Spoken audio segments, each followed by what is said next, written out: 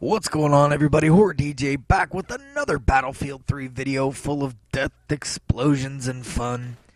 And today I am on Sienne Crossing playing a little bit of Conquest, and I'm using the KH2002. And this gun, I don't know, man. It's got its ups, it's got its downs. It's a burst fire weapon. In this game, I'm using the heavy barrel, the Cobra sight, and I think I've got the bipod on it, but I don't think I ever use it. Actually, it's more of a pain in the butt to use than anything else. And if I could say anything about this gun, it's inconsistent. Now, I have noticed that at medium range, it's an awesome gun. It's fantastic because you're staying accurate with the burst firing, but at the same time, anything up close and you can't tell how the gun's going to perform. Sometimes it's a 2, 3 quick, just quick burst kill. And other times the gun almost feels like it jams on you. You get 1 to 2 rounds out of it, and you can press the button 100 times and it's not going to squeeze any bullets out of it. It's amazingly inconsistent, and I have no idea why. It just feels like if you get into that, the gun knows when you get into close combat, anything close quarters, and it's like, I don't feel like spitting out some bullets today. I'm just gonna chill out and watch you die. But it doesn't always do that. Sometimes you get into close quarters combat and it just mops people up. If the gun was more consistent, I would give it a way higher rating than what I do. But I still use it. I still like it. It presents a challenge onto how to play the game a little bit. I have to change my play style a little bit when I use this gun. I would kind of compare it to the AN-94. The AN-94, I think, is an overall better weapon for most people.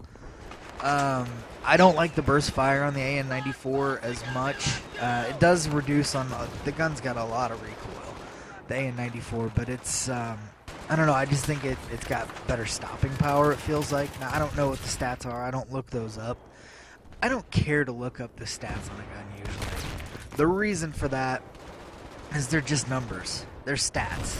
You can tell me that a gun shoots little baby Jesuses out of it and automatically kills people from a billion yards away, or if they're in the same room with you, it turns them into salt something. It doesn't matter. If I can't use the gun, if I don't kill anybody with it, and I don't like the feel of the way the gun performs, I don't use it. Stats really don't mean anything to me. That's kind of why I try to stay away from reading a lot of stuff about like the different stats of guns, just because it'll prevent me if the gun has crappy stats, it'll prevent me from ever using it. But who knows? What if it's got crappy stats and I'm amazingly good with it?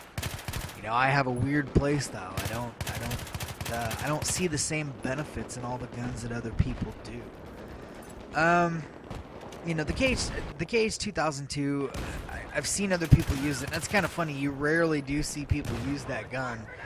And I cut a bunch of this stuff out here in the middle because we end up spawn trapping, but I end up getting killed by a guy using a KH2002, so it's kind of funny. I cut a bunch out of this little first middle part here. We were rolling these kids over, and normally we don't spawn trap, but it was their own server, so teach them a little bit of a lesson. And I've changed my opinion a little bit on when it comes to spawn trapping. Before, my opinion was, it's their fault. They need to be better. They need to learn how to get out of the trap. And I still feel that way, but at the same time, the game gets really boring when you're just spawn trapping. The other team ends up just all throwing up sniper rifles and sitting in the back doing absolutely nothing, not even trying to get to their points anymore, just hoping that the tickets will drop and they'll be able to, the game will auto-correct or auto-balance the teams. And Yeah, I don't really... Yeah, that's probably the only kill you're going to see me keep in the game there. Just because I knew the guy was still going to be there when I got res so quick.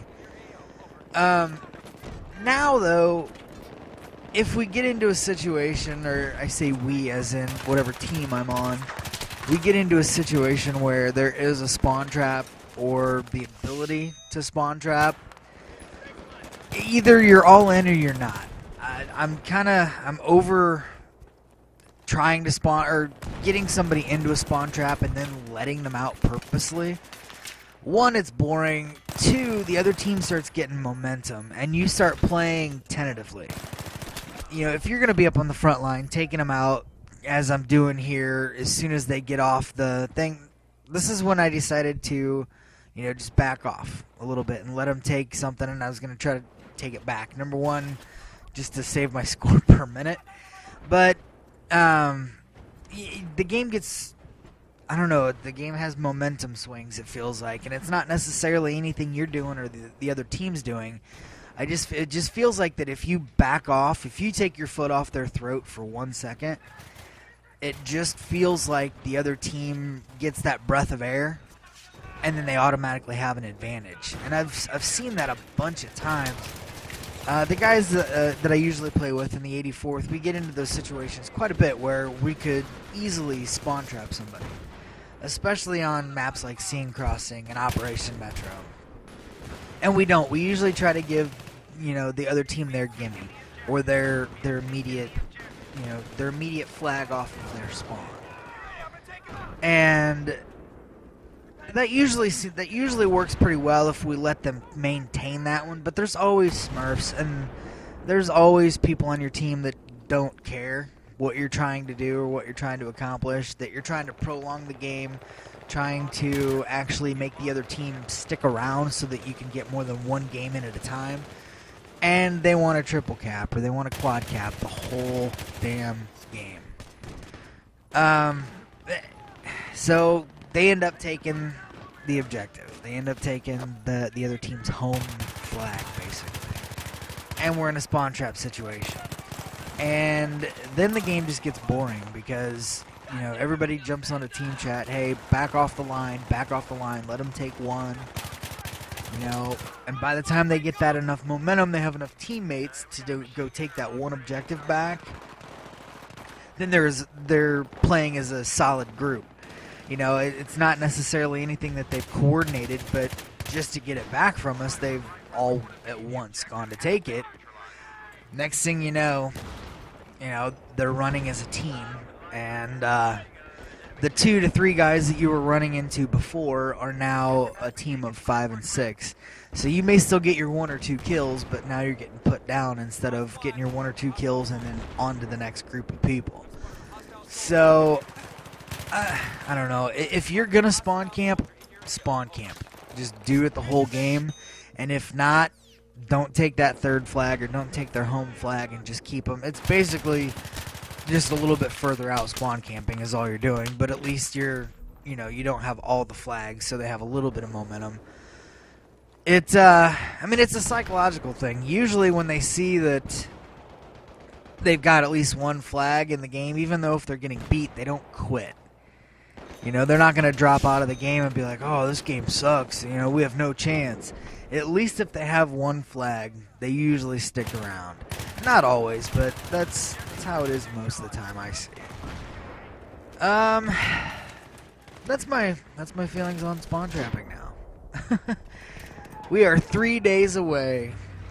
3 days away from Battlefield Premium. We are 3 days away from the close quarters combat map.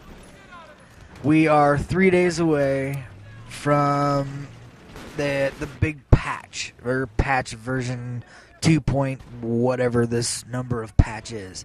Yeah, I was AFK here for a second. My phone was ringing in the video. And I don't know. What are your guys' thoughts? Are you guys excited for all this stuff? They finally got all the final notes, and what I was hoping for is true. The actual patch itself, or not patch, the Battlefield Premium itself is basically like an online pass. You purchase it one time. It looks like here in the States it's going to be $50.